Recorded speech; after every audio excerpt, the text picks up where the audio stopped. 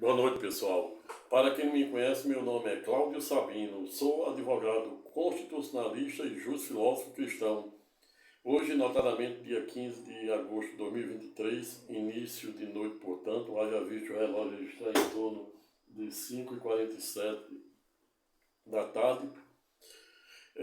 Escolhi para compartilhar com os senhores e senhoras, desde já dando as boas-vindas para ambos ao presente canal da cidadania, o título, abre aspas, segunda alerta para devedores e quem tem contrato de financiamento ativo junto às mais diversas instituições financeiras.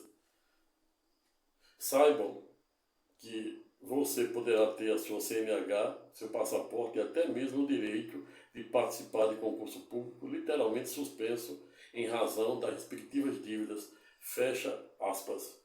Eis a questão, como dizia o grande dramaturgo, e por que não dizer, um dos maiores poetas de todos os tempos, a saber, William Shakespeare. E antes mesmo de adentrarmos diretamente no pano de fundo ou de mérito da presente temática, convido os senhores e senhoras a se inscreverem no presente canal da cidadania. Se gostar do presente vídeo aula, compartilhe com o maior número de pessoas, dê seu like. Se sentir vontade também por reflexo, deixe o seu comentário para que eu possa melhorar o conteúdo e até mesmo a didática dos próximos vídeos aula a ser compartilhado diariamente com vocês de forma gratuita. Dito isto, e para que o presente vídeo não fique maior do que eu pretendo, já passo diretamente para a parte introdutória do presente estudo temático, a saber, a possibilidade de todos os devedores e quem tem financiamento ativo de veículo nas mais diversas instituições financeiras e bancárias poder ter sua sagrada CNH, passaporte e até mesmo o direito de participar dos clássicos concursos públicos em razão das respectivas dívidas. E esta fora a razão pela qual, no presente momento, fui instado ou provocado a compartilhar com os senhores e senhoras duas importantíssimas decisões. A primeira, tomada no início do corrente ano, salvo engano, em fevereiro, pelo excelso Supremo Tribunal Federal, no bojo da ADI 5941, de autoria do PT, que à época entrara e ajuizara a presente ação direta de inconstitucionalidade, com o objetivo de ver declarado inconstitucional o artigo 139, inciso 6 do novo CPC de Fux de 2015, que permite em seu bojo as respectivas medidas que nós da área jurídica chamamos de atípicas. Atípicas por quê? Porque está fora das medidas de penhora previstas no artigo 835 do CPC. E outra grande decisão fora a tomada notadamente pelo STJ no bojo da RESP 195-1888 do Rio Grande do Sul, pela qual fora literalmente julgada no último dia 9/8, ou seja, semana passada. E o STJ pacificara os contornos e alcance de como se deve ser feito a clássica notificação extrajudicial para constituir o devedor em mora, no caso, os devedores inadimplentes com os respectivos contratos de alienação fiduciária. E o tema versa exatamente sobre contrato de alienação fiduciária, que é aquele contrato que você compra um veículo, dá uma entrada de 10, 20, 30%, e o carro fica como transferido quase que ipsilitris para a propriedade para o banco. Você só será dono se você quitar o respectivo financiamento. Se você atrasar 1, 2, 3, em média, o banco faz a notificação via cartório e até mesmo às vezes pelos próprios advogados dos escritórios, dos mais diversos escritórios que defendem os mais diversos bancos. e existia uma polêmica em toda a jurisprudência do país se essa notificação deveria, em tese, ser feita pessoalmente ou diretamente na pessoa do devedor, ou se ela poderia ser, conforme a última lei de 2022, ser simplesmente dirigido para o endereço do contrato de alienação fiduciária que você assina na hora que compra o respectivo carro. E aí o fato é que último dia 9, ou seja, semana passada, o STJ pacificar a matéria no sentido de dizer que basta que os respectivos bancos enviem a notificação extrajudicial para o endereço contido no contrato, independentemente de quem receba, seja o devedor pessoalmente, ou seja, terceiros. Não obstante isto que estávamos a falar, entender ser mais uma decisão supressora de direito e, em tese, teratológica. Não obstante existir diversas outras previsões no novo CPC que, dada a decisão, acaba por via reflexa maculando. Mas isso será objeto de outro vídeo-aula em que eu irei falar e verticalizar o pano de fundo ou de mérito da presente temática. O que importa no momento é alertar todos os devedores, em especial aqueles que têm contrato ativo de alienação fiduciária, que são exatamente aqueles contratos em que você compra um veículo financiado com o Instituto de Alienação Fiduciária, com base no Decreto-Lei 911 de idos de 1969. Vejo, portanto, o quão antigo é, dado o Estatuto, dado o decreto que prevê a alienação fiduciária. Não obstante, no governo de Fernando Henrique Cardoso, ele ter estendido, dada espécie de contrato de alienação fiduciária, também para aquelas pessoas que compram um imóvel financiado pelo sistema financeiro da habitação, como Caixa Econômica, Banco do Brasil, e hoje todos os bancos com o novo governo, salvo o melhor juízo, estão autorizados também a financiar imóveis. E isso, em tese, pode ser uma coisa boa, porque possibilitará a redução de taxa de juros e até mesmo que o consumidor, na hora de comprar eventual imóvel, tenha mais opções de banco e taxa de juros também.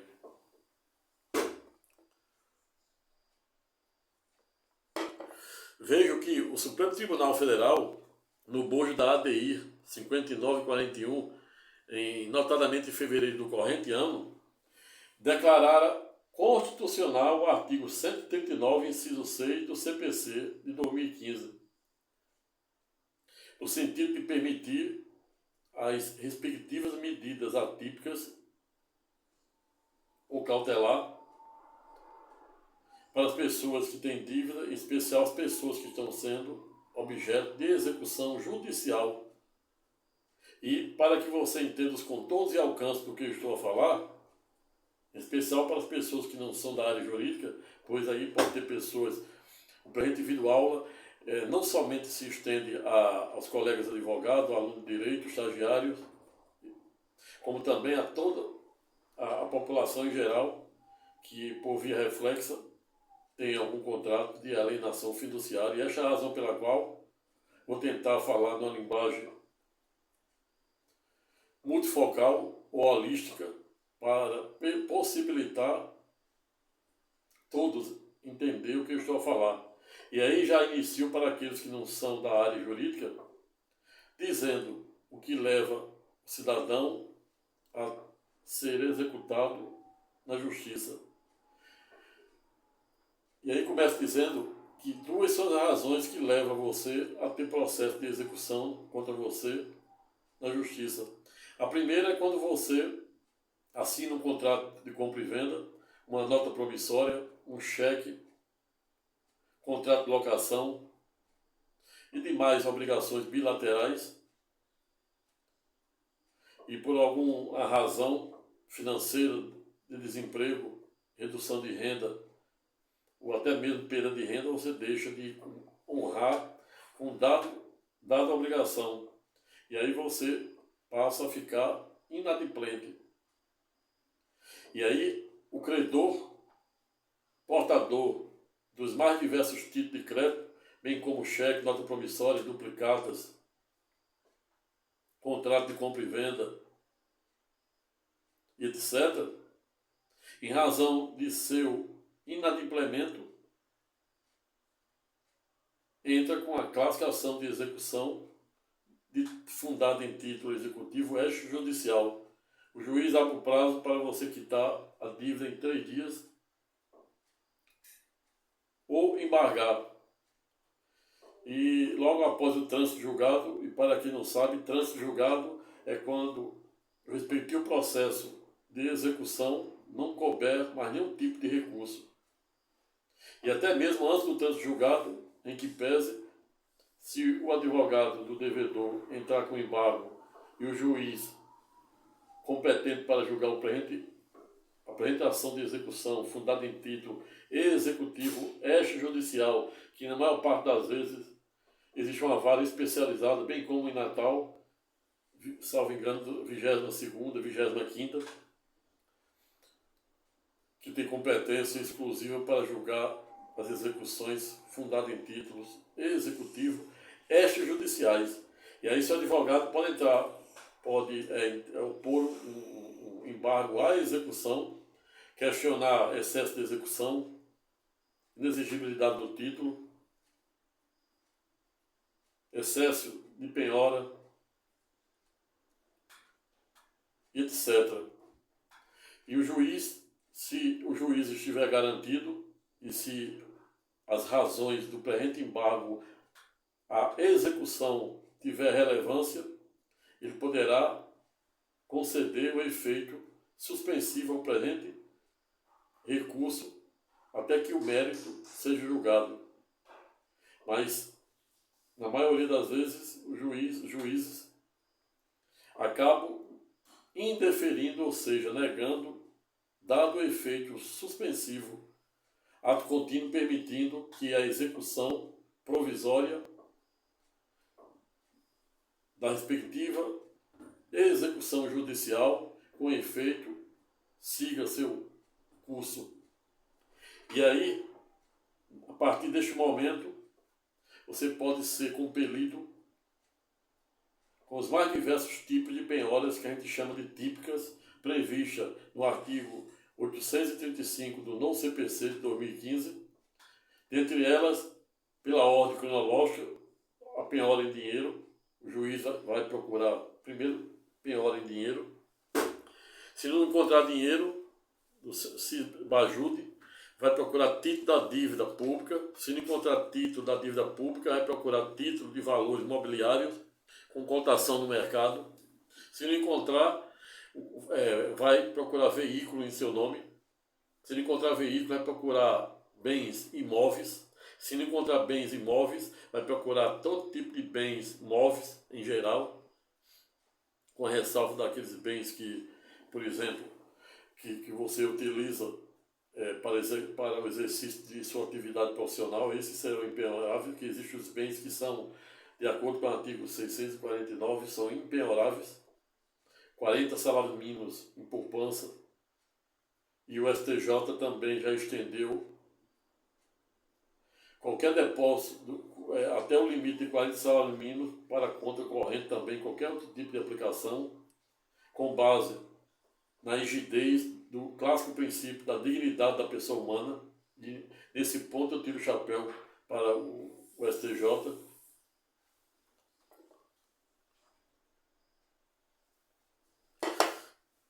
Se o juiz não encontra bens imóveis, vai procurar bens móveis. Se o juiz não encontra bens móveis ou imóveis, vai procurar semoventes, que são animais. Galinha, porco, guiné e etc. Se ele não encontra nenhum bem semovente, ele vai procurar navios e aeronaves. Imagine se você não tinha uma galinha, você vai ter um navio, uma aeronave, mas há quem tenha. E ele não encontra navios e aeronaves, ele vai atrás de ações de sociedades empresariais, ou seja, você é sócio de alguma empresa, e aí ele vai penhorar aquela cota que você tem naquela participação societária de empresas. E se você também, o juiz não encontra, ele parte para penhorar eventual percentual de faturamento de alguma empresa, se você for sócio também de alguma empresa, pode ser objeto de penhora de parte de penhora, em média de 20%, o juiz permite 20% a 30%, com base na dignidade da pessoa humana. E se ele não encontra, ele parte atrás de pedras e metais preciosos e começa a ficar cada vez mais difícil, né? Encontrar. E se não encontra, ele vai atrás de direitos aquisitivos de eventual promessa de compra e venda, ou até mesmo de escritura, que você, não obstante, você compra um imóvel financiado, e pode ser um veículo também, você quitou 50%, 60%, apesar de você não ser dono ainda, mas você tem direito aquisitivo sobre aquela compra, aquela promessa. E aí pode ser objeto, esses direitos aquisitivos, não obstante permitir a penhora, mas você não pode levar para a acha pública, para a expropriação, até que o respectivo bem seja efetivamente quitado. E demais bens que se fizer necessário, né, para garantir a presente execução. Veja, portanto, que a ordem cronológica é longa, mas o artigo 835, parágrafo 1º, tem um detalhe. Não obstante existir essa ordem cronológica, que vai de 1 até 12, de dinheiro até direitos aquisitivos, de eventual contrato de compra e venda de bens móveis, veículos, imóveis, etc., não se esqueçam que o parágrafo 1º do artigo 835 do CPC é pedagógico, quando outorga a discricionalidade ao juiz da execução para quebrar e alterar essa ordem cronológica quando ele observar, em tese, haver algum tipo de desvio de finalidade, fraude de credores, fraude de execução e etc. Veio, portanto, que a decisão do Supremo Tribunal Federal tomada na ADI 5941, cuja autoria fora do PT, que entrou para beneficiar os trabalhadores e por via reflexa, lamentavelmente, acabou prejudicando, não por culpa do PT, mas porque o Supremo, segundo Rui Barbosa, tem a faculdade de errar por último. E aí o Supremo disse ser ipsilis, ou seja, literalmente constitucional, o comando do artigo 139, inciso 6, do novo CPC de Fux, no sentido de permitir até mesmo a suspensão de CNH, passaporte e o direito de participar dos clássicos concurso público quando o juiz peregrinar e esgotar todas essas fases aqui que eu acabei de citar. Mas voltando para você entender melhor o que eu estou a falar, eu falei que você pode ser objeto de execução por ter assinado eventual contrato de compra e venda, promissórias, cheques, alimento e etc. E em que pese por falar em alimento, o nosso ordenamento jurídico, com base no Pacto São José da Costa Rica, em que pese somente permite prisão civil por dívida ou inadimplemento, quanto mais e manifesto de prestação de pagar alimentos.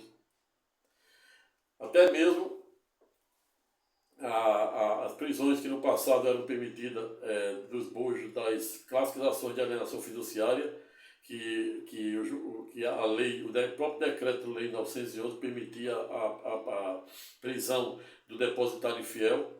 Esta já foi revogada e, em ato contínuo, o Supremo Tribunal Federal editara a clássica súmula vinculante número 25, no sentido de ser inconstitucional e ilícito, portanto, todo e qualquer tipo de prisão de depositário infiel. Ato contínuo, sobejando, portanto, e subsistindo, portanto, somente, repite-se, somente na ordem jurídica interna, a prisão civil por inadimplemento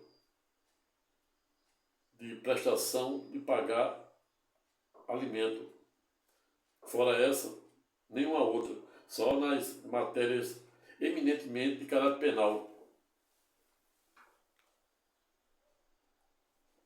Outro fato que se faz extremamente necessário pontuar é que, não obstante existir o rol taxativo dos bens impenhoráveis, a poupança, salvo juízo, o artigo 649, coloca que até o valor de 40 salários mínimos em poupança é literalmente impenhorável. E o STJ estendeu também para as contas correntes e inclusive para aplicações com base no clássico princípio da dignidade da pessoa humana. E nesse ponto eu também tiro o chapéu para o STJ. Às vezes ele acerta, às vezes não. E o que a gente tem a fazer de forma legal e legítima como advogado é recorrer por meio das mais diversas teses jurídicas para tentar, ao longo da história, mudar ou alterar, ou até mesmo reformar a jurisprudência do nosso país de forma legítima, em sede da recorribilidade ordinária, que se dá até o 2º grau, e para aqueles 5% de advogados brasileiros. Para quem não sabe, o Brasil conta hoje com 2 milhões de advogados inscritos na Ordem dos Advogados do Brasil. E vi uma nota do presidente da OAB do Rio Grande do Norte, doutor Aldo Medeiros, eminente doutor Aldo Medeiros, disse que há um ano estava em 1.800, mas eu já fiz um vídeo falando sobre a suspensão unilateral da Ordem dos Advogados de Portugal e constatei há um mês que já tinha em média 2 milhões de advogados inscritos na Ordem dos Advogados do Brasil. Desses 2 milhões, existem 2.000 advogados inscritos originados em Portugal. E, por via reflexa, existe 34.000 advogados inscritos, 34.000 advogados portugueses inscritos na Ordem dos Advogados de Portugal, onde 2.100 são advogados, 3.100 são advogados brasileiros que atuam lá até há um mês, quando a OAP, ou seja, a Ordem dos Advogados de Portugal, suspenderam de forma unilateral e por unanimidade de seus membros o acordo que vigia desde 2015, que fora exatamente quando o parlamento português aprovaram o primeiro estatuto da Ordem dos Advogados de Portugal. E de 2015 para cá, por força desse acordo bilateral, doravante rompido e suspenso de forma unilateral e por unanimidade de seus membros, vinha permitindo os advogados brasileiros, cerca de 3.100 que são inscritos lá, advogar não somente em Portugal, como nos países membros da União Europeia. Mas isso já fora objeto de um vídeo aula, onde eu verticalizei dada temática, e você pode acessar o presente canal para ter acesso ao presente vídeo aula.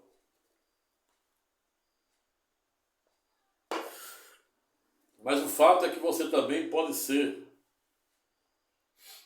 objeto de execução, não somente por ter assinado uma promissória, um cheque, um contrato de locação, um contrato de compra e venda, e etc. Mas você também pode ser objeto de execução se você estiver sendo processado na justiça, independentemente de ter assinado qualquer título de crédito extrajudicial, e essa sentença condenatória, se for condenado na sentença condenatória, transitada e julgada, ela passa pela segunda fase, que a gente chama de cumprimento de sentença. Se a sentença for líquida, se não for líquida, vai passar pela segunda fase de liquidação de sentença.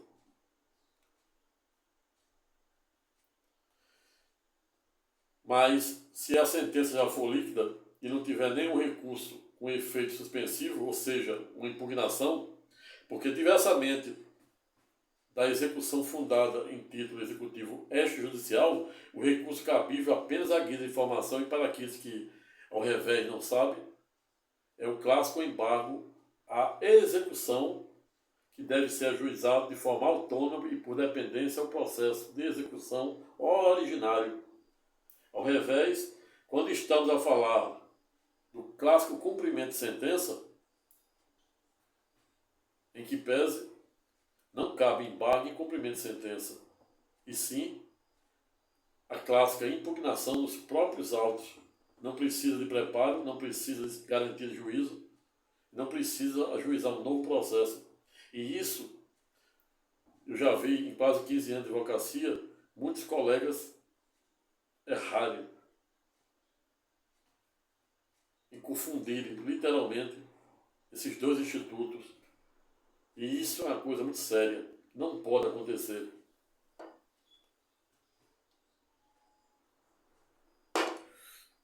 Mas se você está sendo executado por um processo judicial que condenou a pagar dano moral, por exemplo, dano moral material, obrigação de fazer, não fazer, etc., a partir do trânsito julgado, e até mesmo antes, se a impugnação não foi recebida no efeito suspensivo, não houve alguma tutela, você já pode ser executado provisoriamente, em sede do clássico cumprimento de sentença. Tanto no primeiro como no segundo, deve-se observar a ordem cronológica do artigo 835, com a exceção do parágrafo 1º, que diz que o juiz pode quebrar essa regra quando observar fraude de credores, fraude de execução, desvio de finalidade, etc. Vejo, portanto, que o STJ, notadamente no dia 9, ou seja, semana passada, para agravar mais ainda a situação dos devedores, veio, por maioria de votos, julgar a RESP 195-1888 do Rio Grande do Sul, no sentido de delimitar os contornos e alcances da clássica notificação extrajudicial, a fim de permitir que a notificação seja apenas direcionada para o endereço do contrato, sem contudo ser necessário, no ponto, que dada a notificação extrajudicial seja assinada pessoalmente pelo devedor, tampouco por um terceiro. O que importa, segundo a decisão tomada no último dia 9 pelo STJ no bojo da RESP 195-1888 do Rio Grande do Sul, foi que basta que, dada notificação extrajudicial, seja encaminhada para o endereço do contrato. E isso faz com que você tenha mais atenção quando tiver em seu nome o contrato ativo de busca e apreensão. Em especial, também ficar muito ligado na decisão tomada pelo STF no bojo da ADI 5941, cuja autoria fora do PT, para evitar que você, por eventual dívidas, eventual execução extrajudicial ou judicial, possa ter sua CNH, passaporte e até mesmo direito de participar em concurso público suspenso. Razão pela qual finalizo o presente estudo temático no sentido de dizer que quem tem dívida com a justiça, sobretudo, está sendo objeto de execução na justiça, deve ficar atento para a ADI 5941 do PT e para a RESP 195-1888 do Rio Grande do Sul, que no outro dia 9 delimitar os contornos e alcance de como deve ser feito a clássica notificação extrajudicial para constituir o devedor que assina contrato de alienação fiduciária em mora. E é exatamente com essa notificação extrajudicial válida e basta apenas ser enviada para o endereço do respectivo contrato que o advogado do banco irá entrar com a competente ação de busca e apreensão para apreender e até mesmo vender o seu veículo. Ato contínuo sobrejando a dívida, seu nome no SPC Serasa, e esta é a razão pela qual, sem nenhum demérito àqueles que pensam sentido contrário, em especial do STJ e do Supremo Tribunal Federal,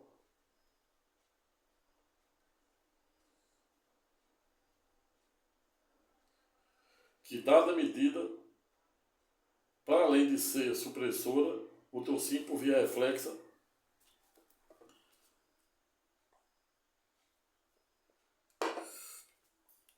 acaba gerando uma espécie de insegurança jurídica, e por que não dizer um retrocesso jurídico, a ponto de permitir e até mesmo suprimir o direito do contraditório e da ampla defesa. Vou ficando por aqui. Espero que tenham gostado. Se gostado do presente vídeo, compartilhe com o maior número de pessoas, se inscreva no presente canal, deixe seu comentário e, se sentir à vontade, deixe sua opinião para que eu possa melhorar o conteúdo e os próximos vídeos aulas. Até a próxima e fique com Deus.